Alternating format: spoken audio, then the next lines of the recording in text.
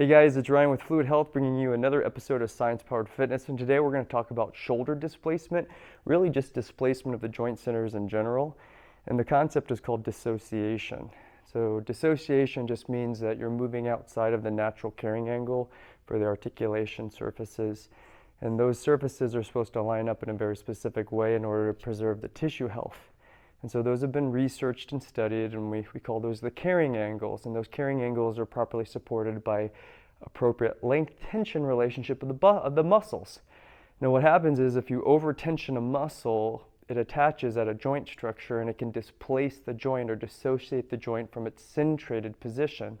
And that basically means that the surface areas of the joint structures are not going to align properly. There's going to be additional wear, and so that can create some imbalance in the body and also create some additional pathologies that can get you out of the game. So we want to avoid that. So we're going to show you an example of this.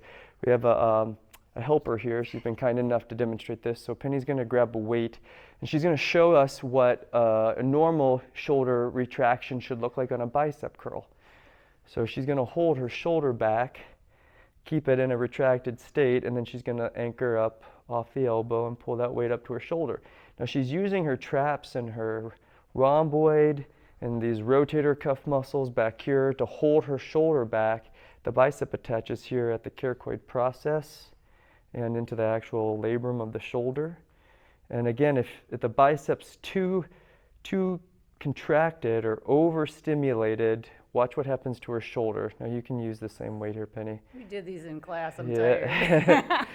Yeah, okay. So she's doing a good job. So when she pulls up, when the shoulder dumps forward anteriorly, it means that the force of the bicep and the stretch tone of the bicep is so great that it takes the joint structure and drags it forward, and then she loses control of those stabilizers back there. So she's exceeded her capacity to maintain the neutral relationship of the joint structure, the carrying angle. I just got lazy back there. Well, it gets lazy. So those muscles just aren't, they're not in balance. So that's the idea here. So when we do weight that's beyond our capacity, we create, again, dissociation, where we move the joint from its natural centered position. And we'll see that in postural distortions, the way the joints rest from the overused muscles. We'll see it in the way that you move as a whole, globally, regionally, and locally. And then we can see it show up as injury patterns too. So pretty important to acknowledge what the joint's orientations are. That's called orthokinematics, big theme. And then you manipulate the muscles in the nervous system to manage those relationships with appropriate length tension balance. So questions on any of it, guys, remember, reach out to us at admin@fluidhealthfitness.com. Remember, your body is designed to move, so stay in motion. We'll see you next time.